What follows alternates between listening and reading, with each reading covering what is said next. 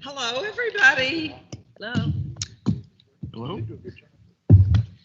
Hi, Neely, Shannon. Who else do I see? Mark, Jasmine, Kevin. Looks like we've got some board members up there. We don't need to do a roll call. We don't need a quorum. So I'm just going to say hi, everybody, and turn it over to Dan and let us get started on our budget workshop. Very good. Thank you and good afternoon. I'd like to, before we start, I'd like to introduce some folks that you may or may not have met in the past. The gentleman to my right is Rick Rosaric, and Rick is our Associate Vice President for Planning and Budget. And Rick leads the budget effort at the university. It's not only putting the budget in place, but it's monitoring and managing the budget. And he leads a very effective group of people who've been very successful in not only the budget that we have, we're operating under this year, but also the one that we're about to share with you in a few moments. And to Rick's right is Jim Bagani. He is our Associate Provost for Enrollment Management. And to say that Jim is a critical member of the team would be an understatement, because Jim is the individual who helps with making and also shaping the class here at the University of Louisville, and we're fortunate in the finance area to have Jim as a very valuable partner. Thank you. Okay. So as we go through the presentation and the overview of the budget, there'll be certain times when I'd like to hand it to both Rick and Jim to talk about some very specific areas that they'll share with you. So you'll get a break from me, if you will. Jake, would you mind? All right, next slide, please. All right, thank you. So in order to properly discuss the 22 budget, I think it's important for us to review the current year budget, the FY21 budget, in terms of its development, what fed the budget, how we balance the budget, and also more importantly, perhaps, how we're performing against the budget, because all of those points are relevant as we go into to next fiscal year, into FY22. Then from that, we will look at the FY22 budget in terms of how we budget. We want to share our philosophies in terms of how we budget, how we make and shape the budget, what we budget, and also some budget planning parameters, the assumptions and the inputs from revenues, from a revenue perspective, expense perspective, and also a balancing perspective. Then we will we'll look at some of the some key decision points that we won't be making today. Won't be asking you to make today, but we'll be asking you to think about pending the approval of the budget, the final budget at the end of June. Okay, and then finally we'll share with you how the budget evolves from this point to that final approval. Okay. So in terms of FY21, if you could, there you go. About a year ago, a lot of time's passed in a short time period, it seems, but about a year ago when we built the FY21 budget, we were faced with about $20 million worth of costs and revenue losses that we had to deal with to balance the budget. And those events or those items mainly took the place of three things. The first of which was a resetting of our online tuition, which resulted in about an $8 million revenue loss, because we had to equalize the price of online and face-to-face tuition in the COVID online and hybrid world. The second thing that caused a little bit of pressure was the fact that we had to annualize a prior year raise. That was about $2.5 million, just a touch over $2.5 million. We also had to make some investments, some long needed investments in our computer system, our enterprise resource system that basically powers our HR system, our finance system, student systems, things like that, the first phase of that. We set aside about $2.5 million this year for to begin that project at the beginning of January. It will annualize, as you'll see later on, with another $2.5 million increase needed. And then last but certainly not least, we had cost increases ranging from the normal increases in institutional scholarships to employee health insurance increases that we opted not to pass on to the employer or employee, but we retained those as an employer expense. So we had to make room in the budget for those. So all in all, it was about a $20 million imbalance that was created by a series of those things. And those appear in the box on the left. The box in the upper right-hand corner is basically when we approved the budget, when you approved the budget last year and we put the budget in place, we solved that imbalance with two tools, two strategies.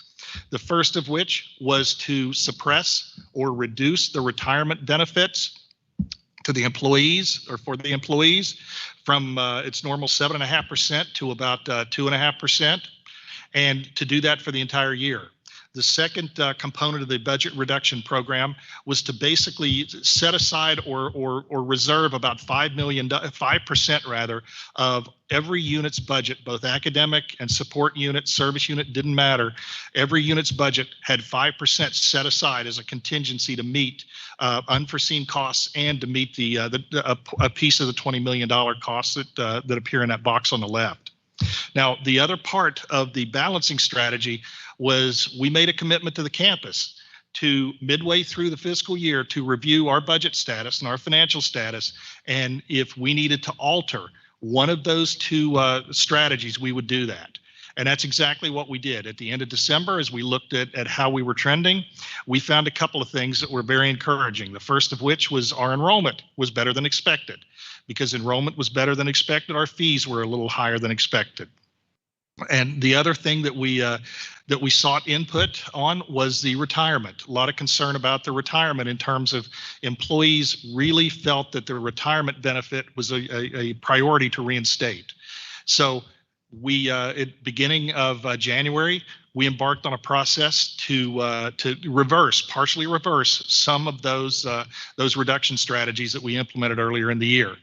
We restored some of the retirement benefit through the end of June 30th. And we also were able to restore some of the contingency back to the colleges. About 1 percentage point out of the 5 percentage points went back to the colleges.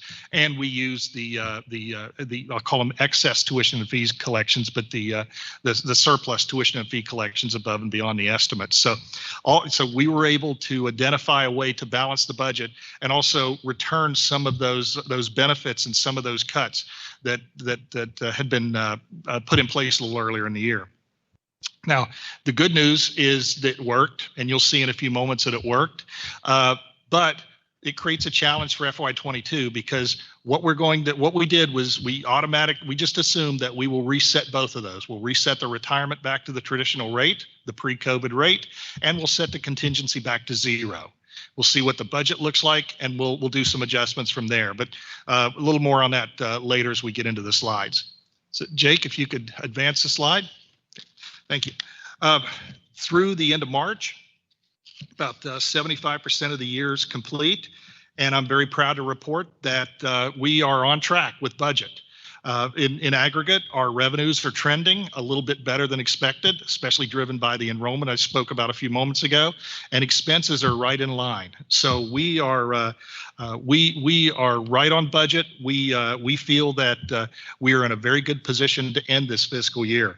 Even though some of our areas on campus, for example, housing, parking, athletics, have decreases in revenues, pretty significant decreases compared to the prior year, they have been able to offset a lot of that by expense decreases. So we've been able to really manage to the margin, manage the revenues, manage the expenses to the point where we feel really good about how we're going to end the year.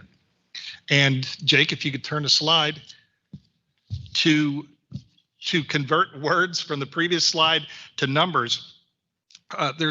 As we look at our activity to March, year-to-date comparison of actual to budget, and then compared to last year's actual, there's a couple things I'd ask you to focus on there. We view those as kind of acid test measurements, and what I mean by that is, again, we're 75% of the year, 3/4 of the way through the year, and our revenues, we've received about a little over 80% of our revenue. So we're trending a little higher just on a straight line basis, and you'll see expenses are about 77%. So expenses are really close at 75%. So we're from a time frame perspective and a straight line perspective, we're right on target.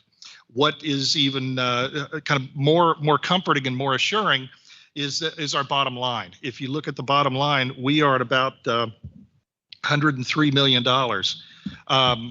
revenues over expenses, and that represents about a $3 million increase over last year.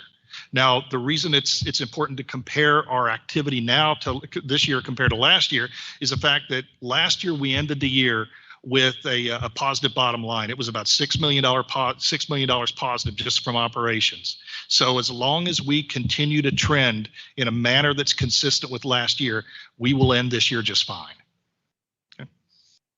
If you could, there you go. There's also your information. Dan, there's hello, Dan. Before you go to the next page, on your note out there relating to EULA, you say it was a revenue shortfall due to occupancy limits. What is occupancy? Occupancy of stadium and basketball facility. It's ticket sales. I just called it occupancy. Okay, thanks. You're welcome. The next page is just a little more detailed breakdown in terms of some of the variances between the years. And you'll see that there are pretty significant decreases or differences rather between last year and this year. About a 57 million less in revenues and about 60 million less in expenses. So that's where the $3 million positive trend comes from. But both of those, both of the decreases in the revenues and the decreases in the expenses are driven by three things. Number one, athletics. Number two, a decrease in foundation. And the decrease in the foundation is not because the foundation's giving less, it's we're spending less foundation dollars. If we spend less, we draw less. So we're spending less. One of the reasons we're spending less is just less activity on campus. So that's the second piece. The third piece is we've had some pretty significant turnarounds in the Health Sciences Center.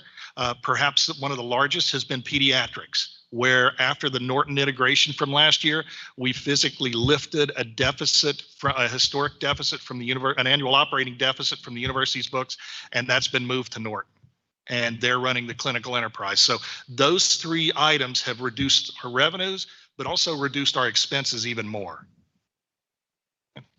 Could you?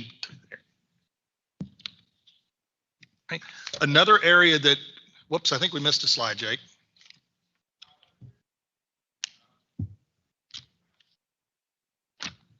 There we go. This is the important slide. Whoops. There we go. The other thing that we wanted to make sure that the board had a good, clear view on was our liquidity. And our liquidity meaning the liquid cash that we have on hand to pay bills. And you'll see that this year the top bar in red has steadily outperformed last year. And we are doing much, much better than last year. We did better than the year before. So we have, excuse me. So we have made great strides in building our liquidity back up from the previous levels. And frankly, the previous levels that in 2018 were just scary. If you look at the day, if you translate the cash in at the end of March to days on hand, that was about 40 days. And now it's about 83 days. So big difference. Jake, thank you. The other area that we wanted to inform the board on was CARES Act funding.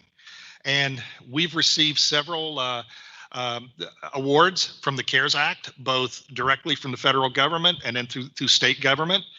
Year to date, we've received awards of about $40 million, of which we've spent about 16. I'm sorry, we've spent about 24. We have about 16 remaining, and we have a pending award that we haven't received yet. The latest tranche is about $36 million. These are restricted grants. They're restricted to use on COVID-related activities. Then it has to be an expense directly related to COVID or a revenue loss directly related to COVID. We have not used any of these dollars at this point to replace lost revenues. They all have been used to help fund incremental costs related to COVID.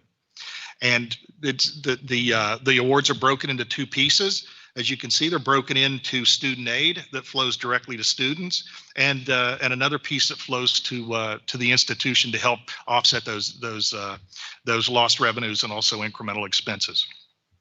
The important piece and the important facet of this chart and the CARES funding is that these dollars do flow into next year. The award period is typically 1 year after the date of award. And the latest award that we have yet to receive of the 36 million, but we should be receiving it any day, will flow into next year. And based on what the draws that we think we'll have against that, we think that that number will be about $28 million worth of CARES money that flows into next year. Some of that will be spent directly on student aid. Some of it will be spent on incremental COVID expenses, and we will use some of that to replace some lost income. Dan, Yes, ma'am. can you remind me how we're accounting for this CARES funding? It, on the financial statements, it comes in as a non-exchange grant, and then revenue, and then the expenses in the categories. Yeah, so when I go back. Oh, on the budget to actual, I'm sorry, it's Yeah, in grants. Yeah, if I look at like page 6, where would I see that? Under the research, page 6, under the research foundation, under revenues. And then the expenses just fall out in the categories of operations and things like that. It's all in research? It's the research foundation because they're a grant. Oh, All grants we recognize through the research foundation now, Mary. so when I look at like page 7 on the IT equipment services, Yes. just the description says influenced by COVID-19 online requirements partially funded from CARES. Yes. So what I'm seeing is FY21, that is, I guess there's several things about that confuse me. A, the FY20 number is a negative. It's in brackets. The actuals. It could be a bracket based on reimbursements and things of that nature into that line item. Okay, but is that $2.991 million number net of CARES funding? No, or is that the gross spending and the CARES funding is up in the research foundation? No, this is all, the research foundation, at the top are revenue changes, the bottom are expense changes. Right. Okay. Think of it this way. The CARES money flows into the research foundation, and it's one of the reasons that the research foundation under sponsored research, or I'm sorry, under pass-through financial aid, for example, is greater than last year. So the revenues are flowing there. And one of the reasons some of the expenses in some of these line items are greater than last year is because we've spent those CARES dollars on IT related equipment, for example, classroom technology and things like that. Okay, so here's what I'm still confused. So it says pass through financial aid. That's CARES funding for student grants. Yes. But the CARES money that has helped to fund the IT equipment and services, where is that up on in the revenue line? It's in the same. Well, I'm sorry, it's under sponsored research. Okay. It's the institutional Yeah. funds there in student aid. I mean, is there some way to see this with the CARES Certainly. related funding yes. broken out? Certainly, That would yes. be helpful Yeah. to see because And actually in the new year budget, it is broken out that way. But okay. yeah, we tried to compress this, but also, certainly, yeah. And I, if I'm not mistaken, I think on the financial statements that you'll see, the audited financial statements, I think the auditor is going to insist that we break CARES revenue out and CARES expenses out somehow. So. Okay. Okay. So we've recorded the CARES money as we've received it Yes. and are recording the expenses as we spend it. So Yes. we've still got so that we've got a lot more revenue. Well, it's received Yeah. as used. Yeah. Think of it as cost Because I reimbursement. think they don't. You Yeah, don't that's my recognize- question. You don't recognize it until you use it. correct? Exactly. It's cost reimbursable. To receive $1, you have to spend $1. So really, CARES is not propping up, if you will, the bottom line because there's no really- margin yeah, on okay. CARES. I got it. Yeah, I there's got it. no- yeah. That's what was confusing me was how this Yeah. accounting works. Yeah, it's just like a typical federal grant that you have to spend $1, then you have to reimburse a request, or you have to request a reimbursement based on documentation. Okay, I got it. Yeah. So let's see. So could you advance? There we go. So to finish FY21, if I had to make a kind of a CFO's assessment on how we're doing, I would assess our performance as solid. I think again we're on track for at least a break-even budget, and as you've seen, our cash and liquidity positions are improving. And not sure if you're aware of the fact or not, but both Moody's and Standard & Poor's have also recently opined on our financial position and performance, and both within the last few weeks have upgraded our outlook from As you negative said to they stable. would. So thank you. It's something we're very, very proud of. Should be. A So- lot of hard work. Okay, so let's talk about the 22 budget. And we want to share with you, first of all, how we budget. Okay, and what I mean by that is kind of the budget philosophy. Okay. If you need to spare, Jake, I have it.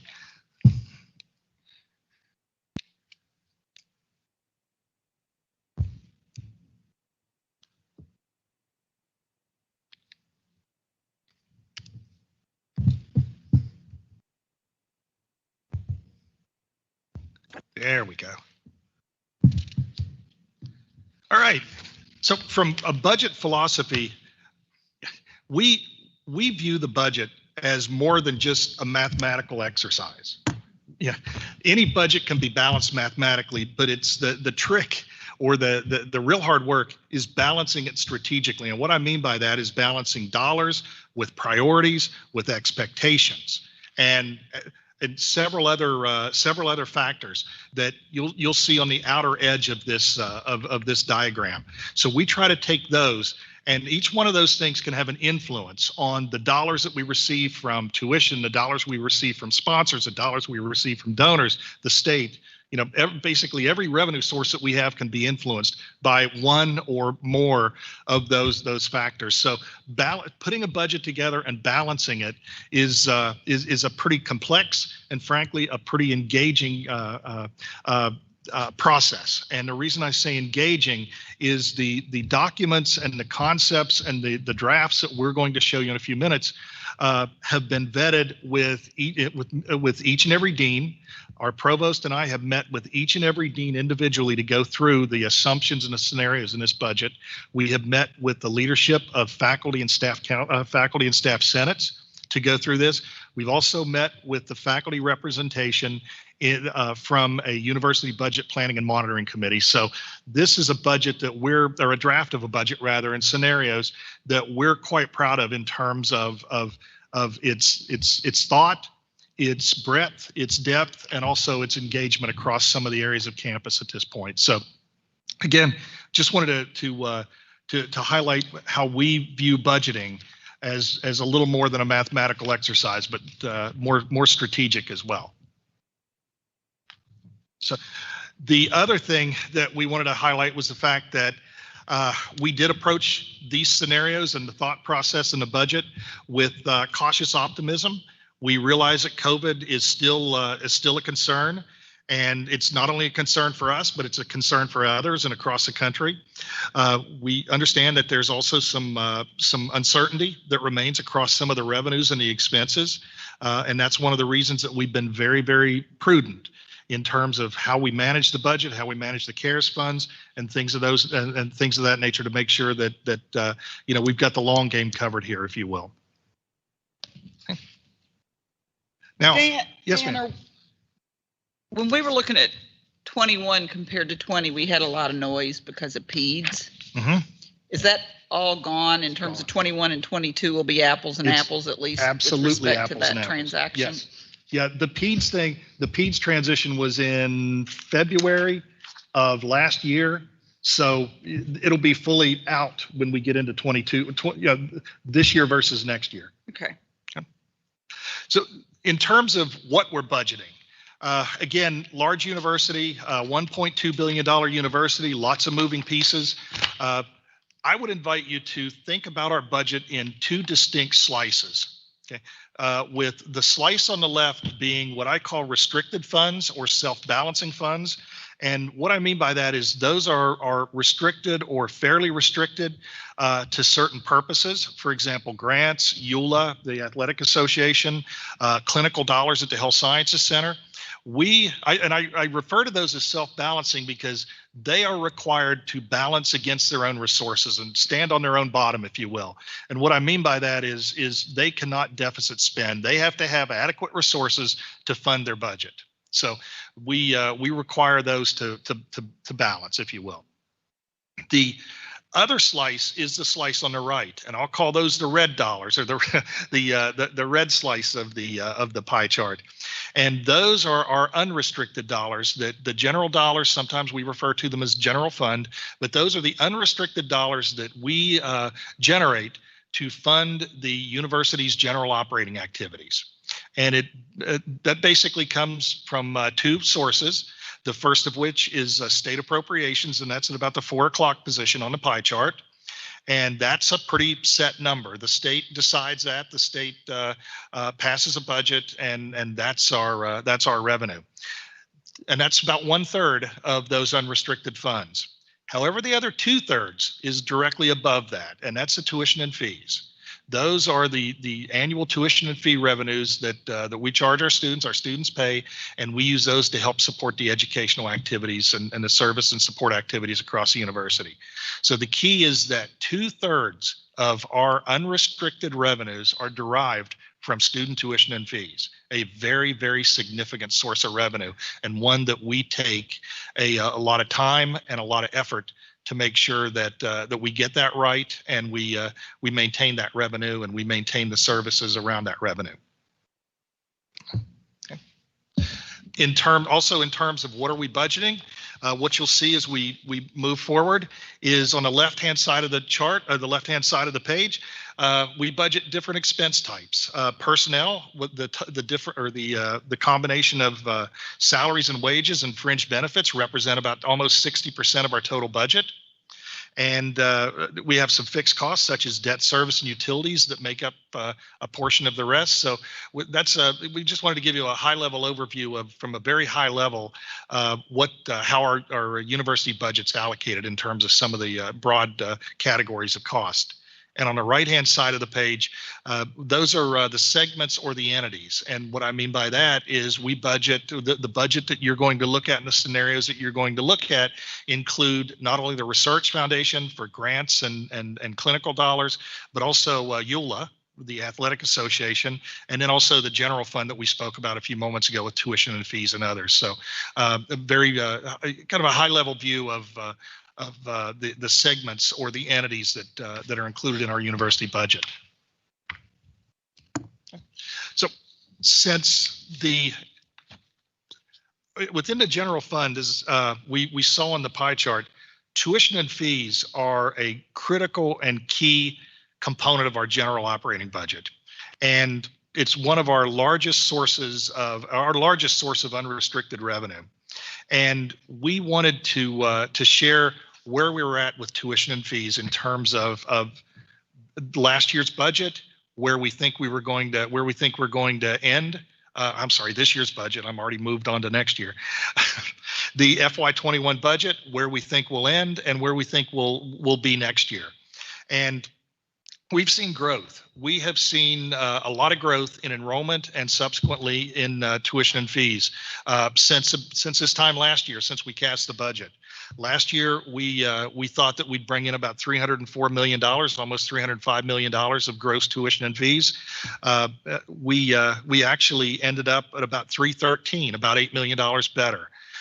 Based on the enrollment trends we're seeing, based on interactions with the deans up until very recently, we had pinned that number at about $319 million, which is about a $14.7 million increase in tuition and fees above the current year's budget. So a pretty significant increase, but it was also an increase that was generated by a lot of activity on campus and a lot of strategy to help both recruit and retain students. That number includes the tuition increase, does it not? Yes, I'm sorry. Yes, the $14 million includes basically three components. It includes about $4 million worth of growth on the undergraduate students. We have had a significant level of growth on graduate students, mainly in business, spread across the MBA program and their data analytics program. Public health has had tremendous growth, and education has followed with some growth, and that's been about $6 million. And we are proposing a tuition and fee increase that we can talk about in a few moments in more detail, but that would generate about $5 million. So as we convert or translate dollars to students, we want to provide you with an overview of enrollment.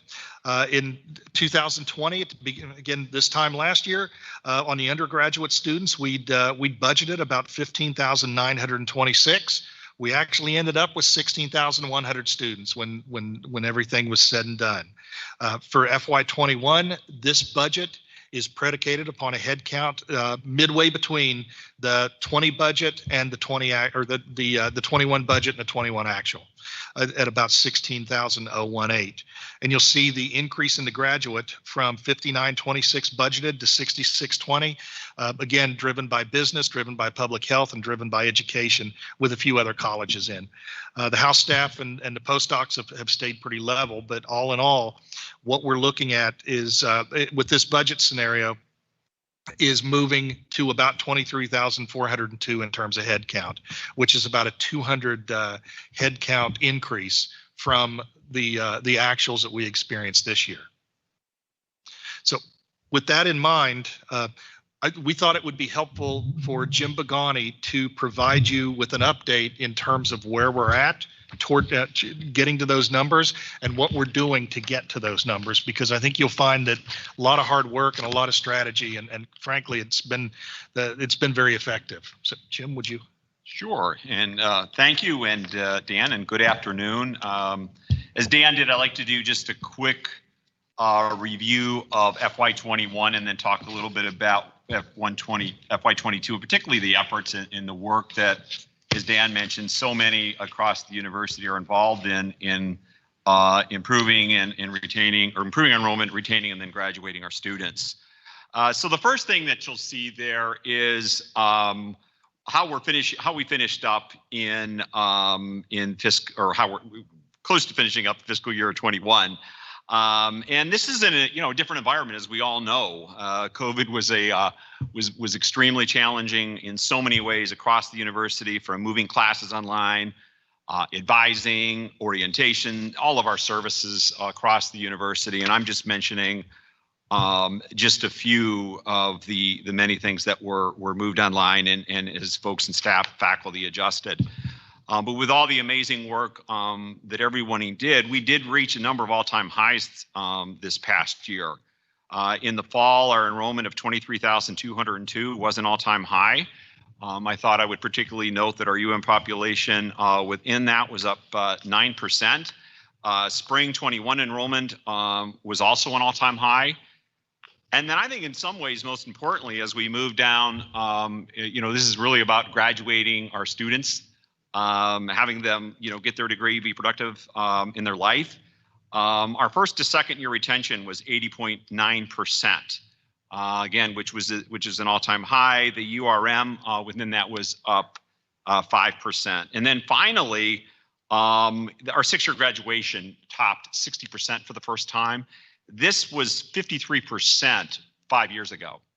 And so this is really some pretty dramatic increases. As long as I've been doing this, retention is a hard thing to move. And again, it's through the efforts of lots of folks, because retention involved so many people across the university. So I wanted to make sure and mention that and point that out as we move forward. It's not as if we had our challenges and do have our challenges moving forward, but those are certainly highlights I want to make sure and point out. In terms of looking at comparisons, our cohort was up, our first-time freshman was up 2.7%.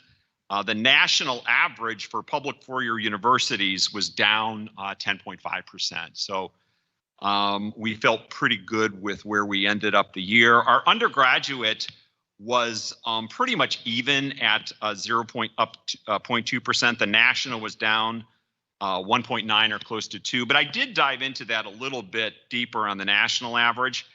And when you look at large public research universities similar to us, the average down was 2.7%, or actually about 503 students. And so, you know, this affected institutions that are sitting pretty well in the marketplace. And then finally, our graduate we did an amazing job, up 10.6% nationally. That was up as well at 3.6%. So just a quick FY21 summary as far as where we ended up. Now looking into fall 21, off to another year, and have been into the year since actually last August. Currently, our enrollment, we are down. We're at head count at minus 659. Our FTE, which is as Dan will for certainly say, and Rick, the FTE is our full-time equivalent, and that's at minus 571. But it's really important to point out that this is similar to what we saw in the spring. We saw that number at 600, or we reduced that difference by 685. And so very, very similar to what we've seen. In fact, just since this report has been run, when I ran the data, we picked up an additional 93 students. So now that 659 is at minus 566. The FTE, which was minus 571, is now at minus 489. So we're just continuing to see that progress. We're just seeing within this COVID environment, students are doing things at a slower pace post-COVID, and you know, we're working. We know that we're continuing to work with our students. And what we actually saw in the spring is we did see some progression, but a lot of the students, a lot of the pace that we picked up was actually within the last month after Thanksgiving, as we were getting towards the semester. So that's when a lot of the activity, the number particularly changed. Currently, our new freshman is about even, and our retention is down 8%, but it's somewhat expected given that difference that you're seeing there. So that's just a quick summary of where we are in fall 21. But we are, you know, working feverishly to reduce this this difference where we are, as we did in the spring. I'm chairing a group named Alert, and I made that up if you want to blame somebody for the corniness of this name, but it's the Enrollment Lightning Response Team, and we've been formed across the university, strategically focused on groups of students and getting them to register for the fall. The group has a broad representation across the campus, including faculty, cultural center, student affairs, financial aid, admission, registrar, Delphi, bursar, incredible support of our provost. I've met with all the deans, and so we're, you know, it's really a university-wide effort in terms of what we're doing. And to demonstrate that on the next slide,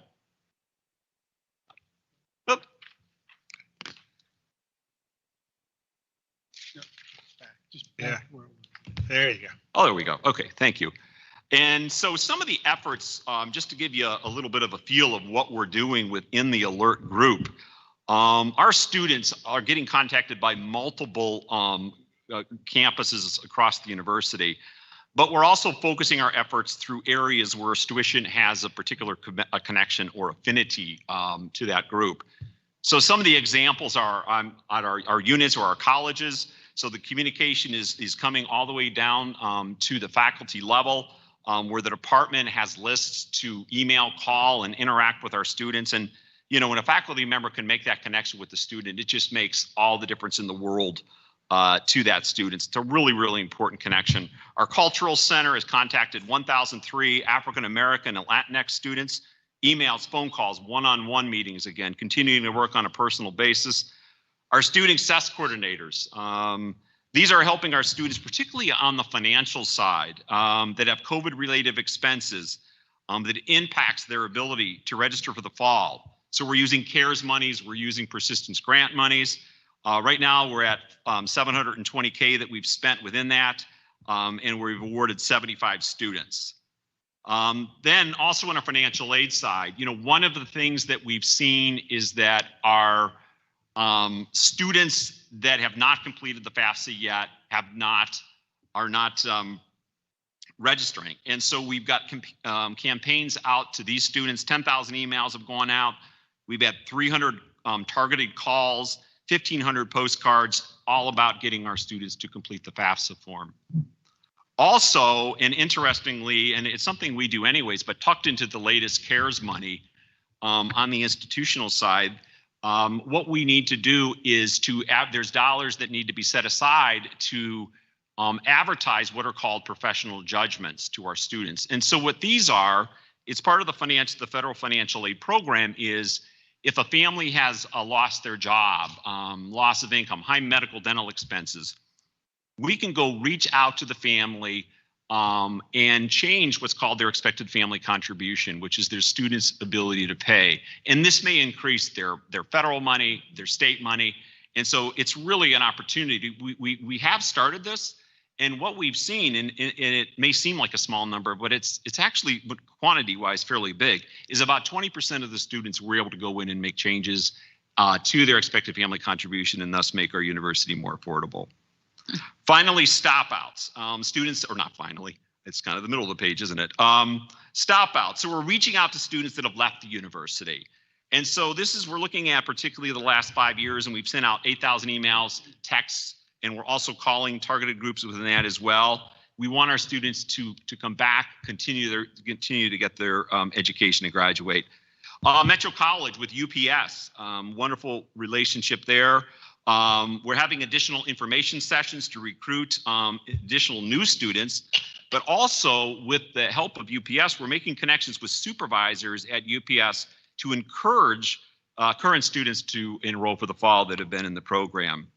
Also through Student Affairs has been a wonderful partner, but they've made 963 contacts through various groups, through Greek organizations, commuters, living learning communities, all the campus residents, ROTC, TRIO. There's, some I didn't even list on here, but there is a number of contacts that they're making through, again, email, calls, personal appointments and contacts with the students.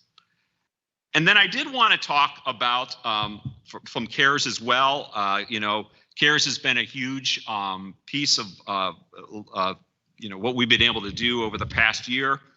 And so through this recent CARES allocation of this is on, of course, the student aid side, which is $18.8 million. Our goal is to impact our undergraduate students, graduate students, and professional students. But on the undergraduate side, we will have a minimum of award of $400, but larger amounts depending on the student's need. We will be prioritizing Pell, students that get Pell, and students within Pell that have the largest amount. So our anticipation is that we will, almost all of our undergraduate students and graduate students will get some type of CARES dollars. The anticipation is that 60% of that money, or 10 million, will be spent as we enter into the fall. And then also corporate connections. I give Dan credit for this. So we've been, is a great partner. Been working with, different ways that we can attract our students into the university. As we look out over the next 10 years, we look at the demographic challenges, the demographic cliff coming in 2025. We need to have many pathways into the university, and these corporate connections that now that we have, which is our own hospital system, Trilogy and Mortenson. These are different paths where we're making connections with the hospitals and offering incentives for them, small incentives for them to be able to enter into our university. In fact, in the past fall, through the hospital system, we had 100 students that were able to take advantage of that program. So there certainly isn't any sugarcoating the work we need to do. I never want to do that. But as the results show from the spring and through the efforts that we've been able to do up to this point, we will replicate what we have done for coming up for fall 21. And from what we were able to do in the past and what we did in the spring. And so that's really what I have for my update. And Lori, did you want to have a couple comments? I just wanted to publicly thank Jim and his team. But as you see on page 19, his team has now become the whole campus. This is a really different approach.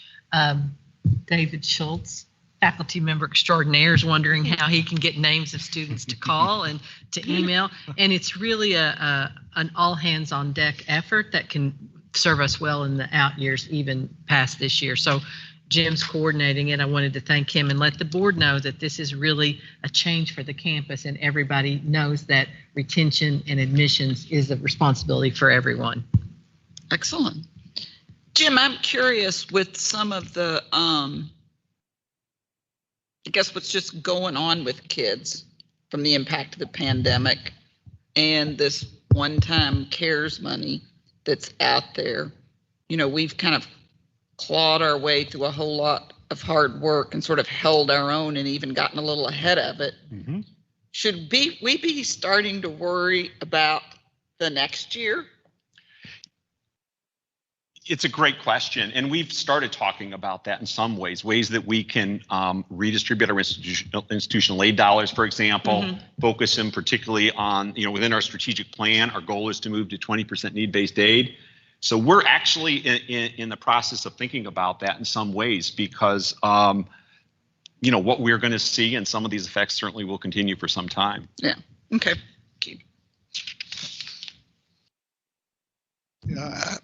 Excuse me, I had a question as to what percentage increase in tuition has CPE approved? I can address it now. For undergraduate residents, it's 2% in any 1 year. They set a 2-year cap, which is 3% over 2 years, not to exceed 2% in any 1 year. And we'll detail exactly where we kind of land in that range. Thank you. Sure. Yeah. Any other questions for Jim or Lori? All right, let's continue ahead into the budget. Okay, so as we consider the enrollment estimates that we mentioned and some of the other inputs, we'd like to walk you through the flow of the inputs, the changes in the inputs and the changes in the outflows on the 2022 budget that help shape the budget.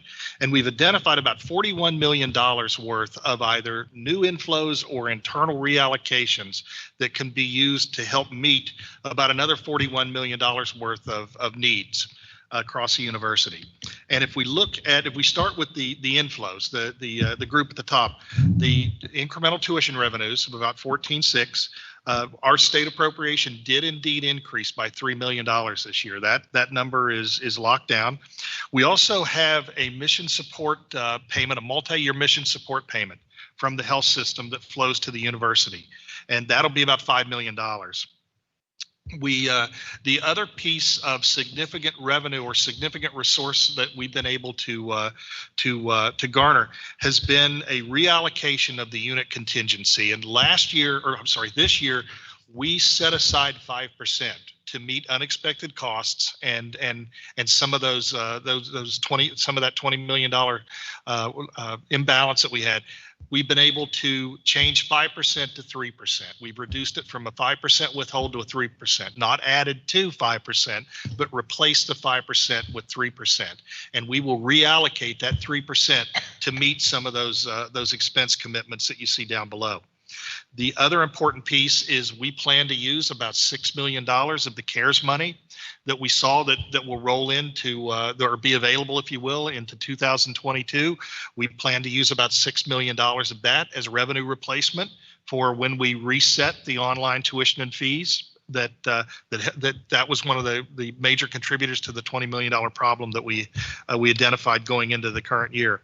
And we also have identified about $3.3 million worth of one-time revenues to help offset some one-time expenses in the 22 budget that we're contemplating. So about $41 million worth of either new revenue or reallocated within the university to help meet the items that appear below.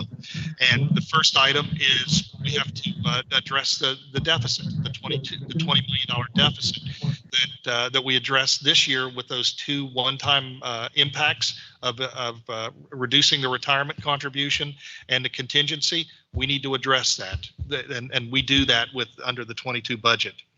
Academic unit budgets also increased because of a a tuition model and an enrollment model that helps better align revenues and expenses. As their enrollment has increased, their budgets have increased to help meet those costs. So their budgets will increase by about $8.9 million. The other item that we're contemplating is a compensation package, and we don't have it defined yet in terms of how, what percentage, when, and that type of thing. The important thing for us was to be able to reserve dollars in our spending plan at this point as we work toward a final approval of the budget, to identify some dollars that we can use to help positively impact employee compensation. And that $5.2 million is just that. And we'll discuss that in a few moments in terms of a little more detail. We also have to annualize our commitment to our computing system, our ERP enterprise resource platform and enterprise resource system that I mentioned. We did $2.5 million this year, which was a half-year investment. We need to annualize it as we keep moving ahead and replacing that outdated system. We have some investments we have to make in the library and some other areas across campus, in addition to the fact that health insurance is increasing yet again next year. It's just almost like utility. It just increases. It's increasing again next year. Rather than pass that on to the employees, we are again, for the second year in a row, we are going to absorb, as an institution, we are going to absorb the employee portion of that health insurance increase. And lastly, we have to fund about $1.5 million worth of advancement costs. The foundation has rechanneled some of their dollars away from advancement and into help the endowment, which is actually, it helps the university just as well. It's just a different routing of the dollars. But we have to over the next year, we have to develop a more permanent stream of revenue and a more permanent support structure for advancement. But we don't want to shutter advancement partially and then try to bring it back up. So now is not the time to stop investing in advancement. Dan, what did you say the ERP cost was? $5 million per year. We did 2.5 this year because we kicked the project off in January, so we only needed half a year. And next year will be a full year, so it'll be $5 million. So that's why we need the other 2.5. And it'll be $5 million a year, probably for about the next 6 or 7 years. Okay, maybe I'm not understanding this schedule. Because I was thinking this was incremental over our 21 expense. So if we did last year. Yes. Yeah, the first $2.5 million is in that 20 million. That was for 6 months, and this is annualized.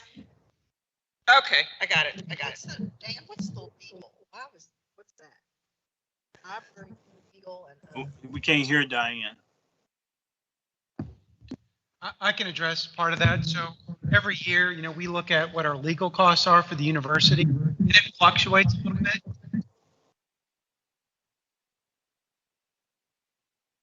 Expenses year to date, outside companies for different activities. We need to increase that to fund what we anticipate to be some of our external legal costs next year. And the library collections go up a certain percentage every year. It's anywhere from 3 to 5% for libraries. Library's $500,000 of that. When legal expenses go up, that's usually, or more than we think, that's usually not a good sign. So. Yeah, I think it's a matter of we just took it down a little too far. Okay. But to help kind of frame up some of that $1.9 million, $500,000 of that's. What? Raymond, I was originally asking why was legal increasing? That's what they were addressing. They said they under budgeted the prior year. Okay. Could we take 20 down from 19? Yes, 21 down from 20. And now we have to bring it back. Okay. Dan, I guess my question is not so much a question as it is trying to do something. In your opening, when you said that the budget is more than mathematics, when I look at this page and I start looking and talking about enhancement and what is taking place and what is being done, in the next 13 pages of this, I don't see where we talk about what the enhancement, what specific enhancement, what's being directed towards components of the strategic plan to move us forward, to change how we do. What areas improve as a result of this budget? What requests were made, and what requests are we funding that drives us in terms of where we go into the future? So it's the numbers can add up, but at the end of the day, programmatically and from an operational standpoint, I guess I don't really see or feel what we're doing. Okay. We could certainly address that, if not in some of the pages on compensation programs and things like that. We could address that with some of the underlying assumptions that float. In the past, I've given you an example of an institution's budget that gives you that kind of detail in terms of, and I thought we were going to be moving towards that, and I find we're not there yet. We will do that, Raymond. So maybe for in a couple of weeks, we can bring you how the academic units are planning to spend, as well as compensation and some of these. Unfortunately, ERP and health insurance, there's not very much more, but on the others, we'll bring you more detail. Dan, are you okay with that?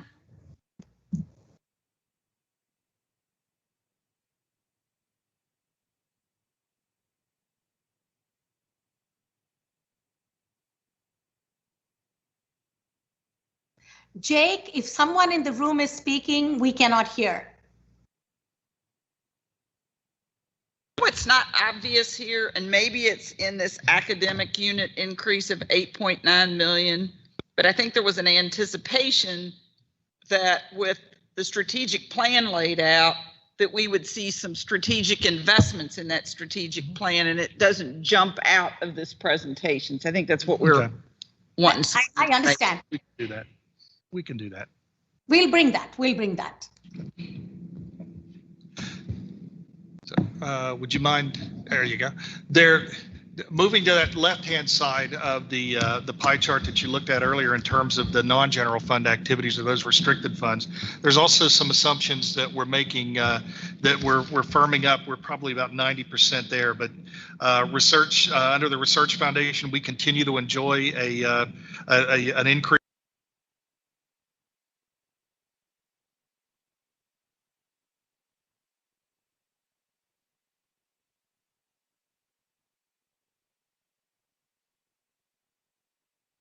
Is there something wrong with the system? Raymond, I cannot hear anything. Can you hear? No. Okay. Some white noise back here. Again, Jake Beamer, Instruction. for those of us online, we cannot hear anything being said in the room. Can you hear? Is this better? Yes, now we can hear you. Okay. Again, there's some notable changes from 21 to 22 in the non-general fund budgets or the restricted side of the budget. Research Foundation, we continue to see an increase in our research funding, our external grant funding. We expect about $20 million. We also will receive about $22 million or have $22 million of the CARES funding to spend next year, split between student aid and institutional activities. And finally, the Health Sciences Center continues to perform pretty well in terms of clinical revenues, and we're seeing we're contemplating about a $13 million increase in clinical revenues. The foundation. Dan, yes, sir. On the CARES spending on this page, you showed 22 million. Earlier page there was 28 million. Which one is it? 28. Oh, 28. Yeah, 28 is the CARES in total. This is the 22 is the institutional under the and 6 is under the general fund. We can on the next page I can show you how that splits out. But also the foundation, the spend policy, we've updated the draft budget for the new spend policy. The spend policy will be a little more than we received this year because of the market conditions, and also it's reflective of the $1.5 million shift away from advancement. And the athletics budget, EULA budget, is also balanced in terms of revenues and expenses, and they've also done what I thought was developed what I thought was a pretty conservative draft in terms of their ticket sales and activity, or I used to call them occupancy. But if you could turn the page. Here we go. Dr. Burse, this gets to your question in terms of 22 versus 28. And I'll just cover that first if you don't mind. About midway down the page, there's a line under the total available funding right above that says CARES federal aid. And if you follow across, there's $6 million of the revenue replacement that will flow into the university to help offset those lost tuition and fees from that reset. And then the 22 million that flows into the research foundation that will help fund the number one, the student aid, and also number two, those incremental COVID related costs. That gets us back to the 28. Sorry for the confusion. So also starting from the top, we wanted to draw a comparison between the general fund budget in the current year and the general fund budget next year. And you'll see that the general fund budget goes from about 516 to 539. And the reason for that is several things. Number one, the tuition and fees increase, but also some other changes in state appropriations, and also funds received in prior year, which I'll cover here in a few moments in a little more detail because it also pertains to a couple of other areas, and also the CARES funding. For total of revenue or total available funds of about 539 versus about $539 million worth of contemplated expenses to balance the budget. And the research foundation, you'll see pretty much the same thing. Revenues in of 559, 10 million of funds dollars that are received from prior periods, 22 million of CARES dollars, and $591 million of contemplated expenses. And again, the common thread with all of these segments, if you will, is that they live on their own resources. They survive on their own resources in terms of their annual revenues and the dollars that they have in the bank. So at the end of the process, again, based on the draft budget, based on the inputs that we've put in today, we're looking at about a $1.326 billion budget that uses increases in tuition and fees, a combination of increases in tuition and fees, or tuition rather, an increase in enrollment, and also some incremental CARES revenue replacement dollars and reallocations of existing budgets to help fund a $1.3 billion budget. Now, one of the items that is new, if you were to look at last year's budget book, one of the items that's new, aside from the CARES Act funding line, which we didn't really have contemplated to this level last year because it didn't materialize, is the funds received from prior periods. And Jake, if you could turn the slide, or, there you go. We keep a close eye on the expense patterns. And in some cases, we receive dollars in one year that are actually expended in a different year. And we track those to make sure that they don't get lost, to make sure we don't build reoccurring expenses on one-time dollars and things of that nature. So what you're seeing in that line of about $24 million are dollars that were received in various time periods that are being budgeted to be used in the future time period in FY22. And they're one-time expenses. Those expenses are one-time in nature, and they include such things as plant funds, where if a department saves dollars over a multi-year period to renovate, to add a lab or something of that nature, we allow them to use those dollars for those plant funds or those construction projects. We save money sometimes to help fund grant cost share on grants. You'll save them over a few years to spend them over a few years. It's perfectly normal. And we also faculty startup dollars are escrowed and saved for future time periods. And along with, for example, housing. This year, when we built the first dorm, we capitalized the interest to make sure that we had cash flow. We maintained a good cash position. We had good cash flow, so we capitalized the interest, which meant we built that capital or those interest payments up. We held those interest payments, paid for them from the bond funds, and now we have to pay from the proceeds of the bond funds into the debt service. So although if you look at other institutions, UK, even the state budget, you'll see a line that appears that of dollars being used in different time periods. But we just wanted to make sure that the board was aware of the fact that, number one, we recognize this happens. Number two, we monitor it closely. We track it even closer, and we just wanted to make sure that it was fully presented in the board packet, so everyone has a good, clear picture of not only our current year revenues, but also how we deploy previous year revenues that we've received. Dan, we still are budgeting CARES dollars, which I know we have confidence will be there, but at some point those may not be. So how are we making sure that we don't build in expenses that are recurring? We have them covered in 22, and as we work through 22, we'll have to work to replace those dollars into 23.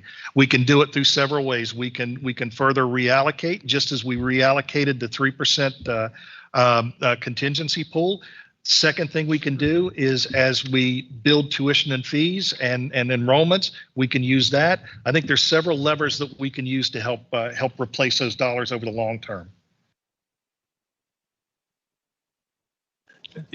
To follow up on Diane's point, I guess whatever documentation you are going to put together as it relates to programs or things or finances directed at enhancements or strategic things, I like to know, make certain that when you present that, show us how much of that is recurring versus non-recurring, so we know what we're building for the future and what we have to replace if we're going to make the moves to move to another level. That's a very good point. We'll make sure we do that. Okay. So if you'd advance one, okay. Rick is going to take a few moments and walk us through some of the key decisions that we're going to have to be making over the next 30 days to get to a final budget at the end of June. And he'll go into a little bit more detail in terms of the tuition increase and the compensation program and things like that. Rick, if you'd be kind enough to.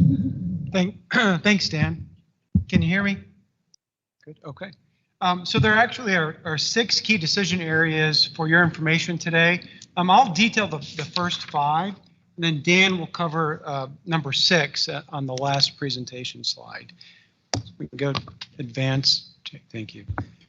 So for the 21-22 academic year, the budget includes proposed tuition rate increases for undergraduate, graduate, and professional degrees. Now, these rate changes fall in line with recommendations from an advisory body comprised of faculty, staff, and student representatives. That group made recommendations to the provost regarding all of our tuition rates that you see on this page. Now, a little bit of detail before I kind of walk through this table, and John, thank you, because he asked this question just a minute ago. The Council on Post-Secondary Education, they are the oversight board for all public institutions in Kentucky, and they have statutory and regulatory authority to set resident undergraduate tuition rate ceilings. And they did that just really a couple of weeks ago. They solicited input from all the university presidents and made a recommendation that was approved by their council that would cap resident undergraduate tuition rate increases at 3% over the next 2 years, but not to exceed 2% in any 1 year. So they frequently do that. They do look at setting a multi-year ceiling. It does allow universities some improved line of sight into planning for their budget. So that was very, very critical and very helpful. On the table on the screen, I'll just walk through because it shows the undergraduate and graduate tuition rate changes. And I'll really focus on the far right column, which is the dollar change. And that's typically what a lot of students will look at anyway. But for the resident undergraduate and the non-resident undergraduate rate changes, the budget is based upon a $104 increase per semester for a full-time student. And for the resident undergraduate rate, that dollar amount keeps our rate increase below the 2% ceiling that CPE set. On the graduate side, the rate increase or the dollar amount increase is $132 per semester for a full-time student.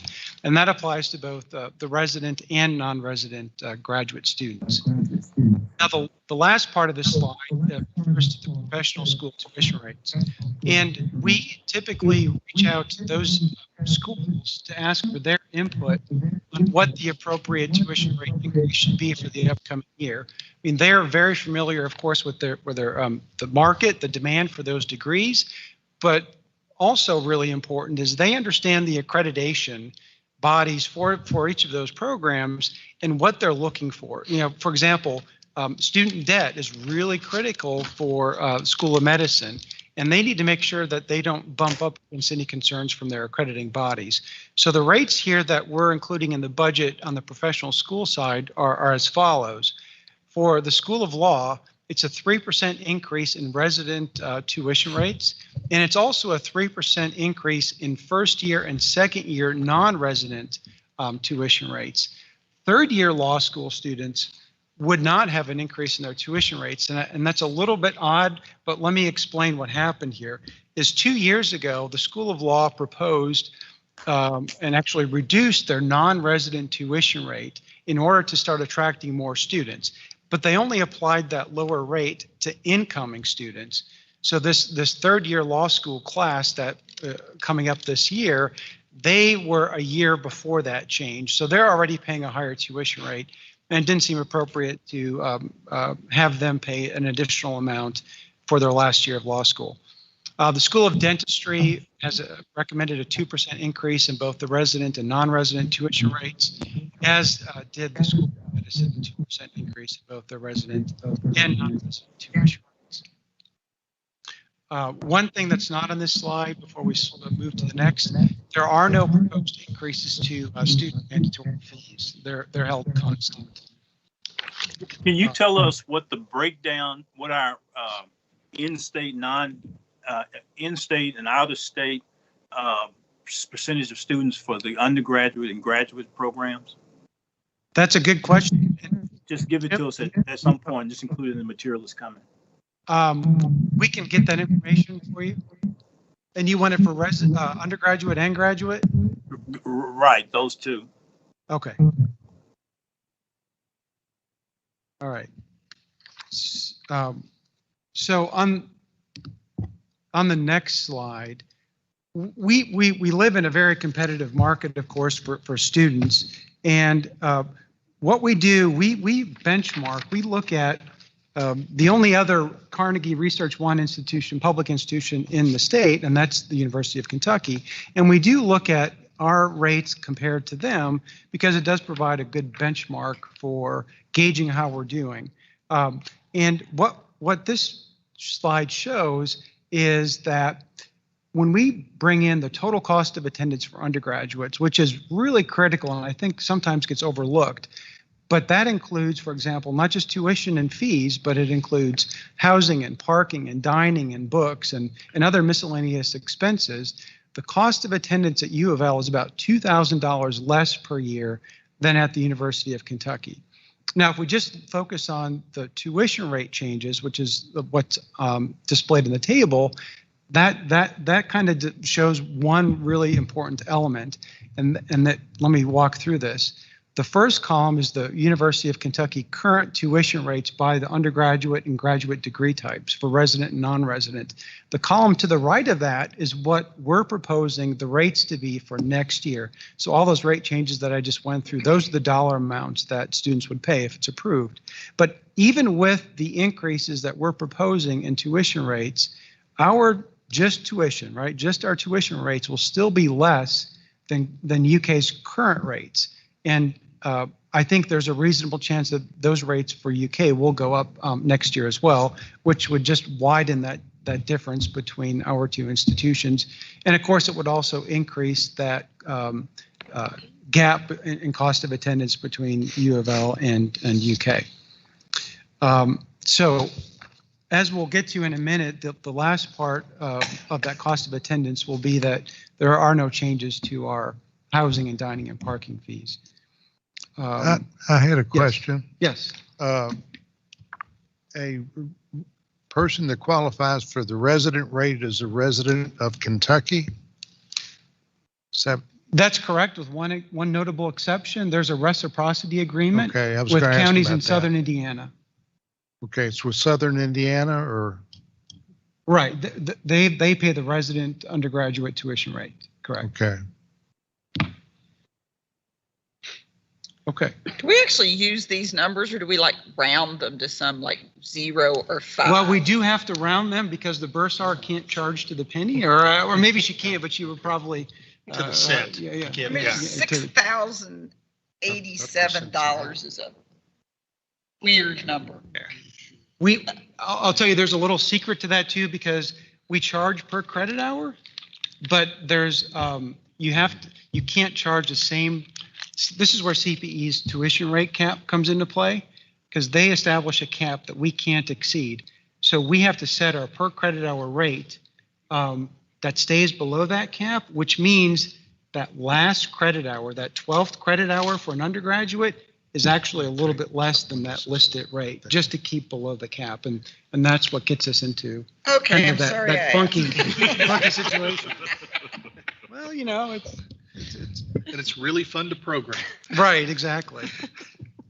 So the second key decision area, as Dan has already kind of given an overview on, is that 2% employee compensation program, or the employee compensation program. And I mean, I think everybody recognizes, you know, that the past year has been challenging in many, many ways. And one positive, I think, though, has really been the way the university community has pulled together and throughout that period of time. And this is really a recognition that, you know, the well-being of students does begin with the well-being of faculty and staff, and a 2% salary pool will help, you know, convey to faculty and staff that their work is really critical and very valued. So although we don't have the structure defined yet for what that would look like, meaning if it's a one-time, if it's recurring, if it's some combination, we will have that ready for the board meeting in June. But as Jim just gave an overview on a few minutes ago, part of what we're really kind of looking at is how firm will our tuition numbers be for fall? And that will help sort of guide our conversation about what that compensation supplement program will look like, whether it's recurring or one-time or something of that What do you nature. mean by one time? Well, I'll give you an example. The University of Kentucky just announced that they're going to give a one-time increase to all staff and faculty, I think in June, which is just a payment on their check, kind of It's like a bonus. Like a Yeah. bonus. Yeah, like a bonus. And it doesn't repeat. It just goes away. It's here's a one-time increase and that's it.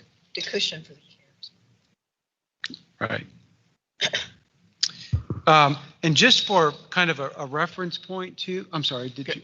Yes. I have a question on the bullet point underneath there, includes university funded retirement. Are you meaning the restoration to the 7.5% may count against that? Or what does Well, that point When mean? you say count against, it sounds bad. It would be included in the calculation for the 7.5%. So that 2% would be some of it used to bring the 7.5% back. No, the independently, Independent. they're independent of each other. The retirement would be restored back to the 7.5%, and it just kind of hums along. When there's a payment made out of this pool, the employee's 7.5% would be based on not only what they would normally receive, but also the $5 million pool. Thank you. Sorry. No, great question. Just the last point on this slide for reference. The last time the university did a broad-based compensation increase was January of 2020, which I know it's 17 months ago, but it also seems like a lot longer than that, given everything that's gone on the last year. Okay, so next slide, Jake, thank you. The third decision area is auxiliary rates. And we already mentioned this, the budget doesn't include any proposed increases to student housing, student dining, or parking. And that's a recognition of really multiple things. The first is we're all looking forward to having a very full and vibrant, a lot of people on campus this coming year. And it doesn't seem appropriate to welcome people back to that in-person on-campus experience by having those different auxiliary rates increase. So they will be held constant, and for faculty and staff, parking rates, those would not change as well. So it's a very unchanged rate structure for those auxiliary operations in next year's budget. Rick, yes. I have a question on the parking part of this. Yes. The proposal to do this one-time parking, has that been put into a budget model where people can buy a one-time yes. ticket? Because So that'll change the revenues. Right. I think, right, what you're referring to, a couple of years ago, there was at least some consideration for allowing people, like your reserved parking permit, you wouldn't have one spot, you would just have a lot or something that you would park in. Is that what you're referring to? No, I maybe this is Rick, finalized. can speak to that if you guys can hear me. So we are offering a one-day pass for employees that are working remotely. Their ability to, if they just need to pop into campus, they can buy a pass from the parking office. So right now, that's probably not factored in because we don't really know who's going to be working remotely. So we don't know if that's going to be a large pot or a small pot of money. So all we're doing at this point is we are assuming that parking revenues will be stagnant to this past year, and we will adjust accordingly. Okay. Thank you, Mark. Yeah, thank you. So the fourth key decision area relates to the employee health insurance. And this is for the second year in a row. As Dan mentioned, the budget assumes no increase in employee health insurance premiums. And that's, to keep healthcare affordable, first of all, but it will carry a cost to the university. So the university will cover the full cost of the health insurance premium increase next year. And what we do as a university, we're self-insured, and that means we have a benefit advisor, actuary, that we work very closely on to project what the expenses will be in the upcoming year.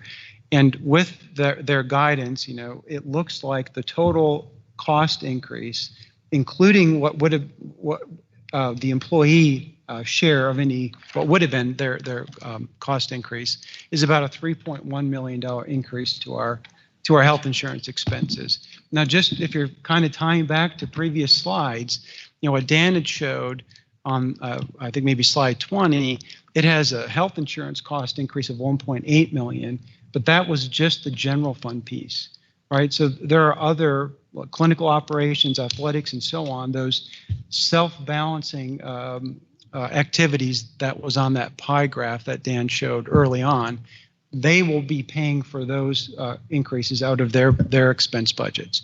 That's why there's a distinction between those two numbers. Okay. And then the fifth decision area is related to that unit contingency. And I don't know that this deserves a lot more attention. I think Dan gave it a really good overview early on, but we have consistently required units to budget a contingency, well, ever since fiscal year 2020. And we did that because we recognize that there can be unanticipated revenue disruptions or cost increases. And we really wanted to make sure that units had the ability to weather that sort of situation. Now, we did increase it to 5%, like Dan said, the contingency to 5% for this fiscal year. But what happened is the outlook was much more stable in January. And when we provided the university with the budget guidance for developing the budgets for fiscal year 22, we knew that outlook was much more stable than it was at this point last year. So we did reduce the contingency to 3%. And when we did that, we were very clear with the university that those are to be unobligated dollars. So in that slide that we looked at a few minutes ago, where we're reallocating unit contingency to fund some of these enhancement activities, it's not taking it from a budget where it was identified for a specific use. These were unobligated funds. So that's part of our way to make sure that we balance the budget, but also start achieving some of those priorities and enhancements that were identified earlier. And then I think the last item, Dan, you were going to cover on the next slide. So on Yes. page 22, Yes. where does the contingency show So up? when we budget contingency, units have to put it into one of those expense categories. Almost all of it will show up in operating. So it's an operating expense because it has to have a home. It has to be in one of those expense categories. Almost all of it will appear in operating. And if you remember last year, and we'll do the same thing this year, we actually, in the budget document to the board in June, we actually identified the exact contingency amount in every unit. And we Okay. can do that again. Yeah, If you'd like. okay, that'd be helpful. Yep. Thanks. But it's spread across line items, but it's centralized in an account. Correct. So it's easy to Yeah. put your finger on. So from a next step standpoint, over the next few weeks, we continue to refine the numbers and focus on enrollment and work toward what we think will be I don't want to say a pinpoint budget, but pretty darn close a pinpoint budget for the board at the end of June. We're also in the process of updating the endowment expense budgets based on the new endowment spend, which is good news and should offer some relief across campus. And we're working toward again finalizing the budget for 22 at the June 24th meeting. But we were also hoping that either today or within the next couple of weeks, as we start to firm this up, we could gain some input and some comments from the board to make sure that we're aligned with each other and we're headed toward the right direction. So any further questions or thoughts people have, you want them to just email them to you, Dan? That's fine. Yes. Or call you if they want to discuss something. I think there've been several things that people have asked for that meeting, and one of the things that I think would be helpful to see is by college, 21 versus 22. Is there something else, Diane? No. Mary, I tracked Raymond asking that we show how these different things connect to our strategic plan and Right. how they would, yeah. Yep, that's on the list. Yep. That's it. Easy.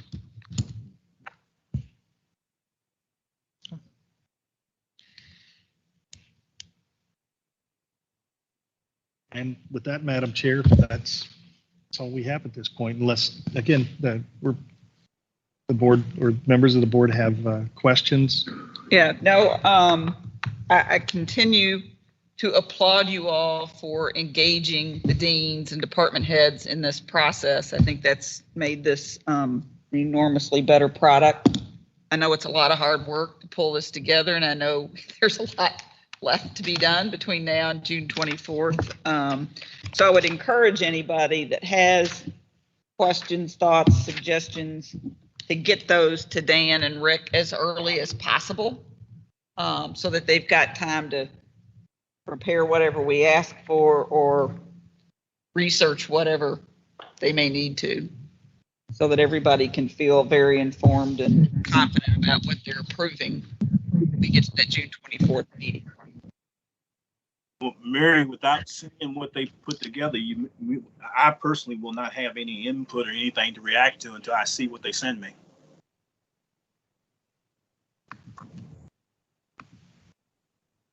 Okay, so basically you're saying that any comments or questions you had about what you saw today, you've given us, but that you won't have any more until really what you get as the pre-read for that approval process. So I think that, you know, we just need to get that to trustees as early as we can before that meeting.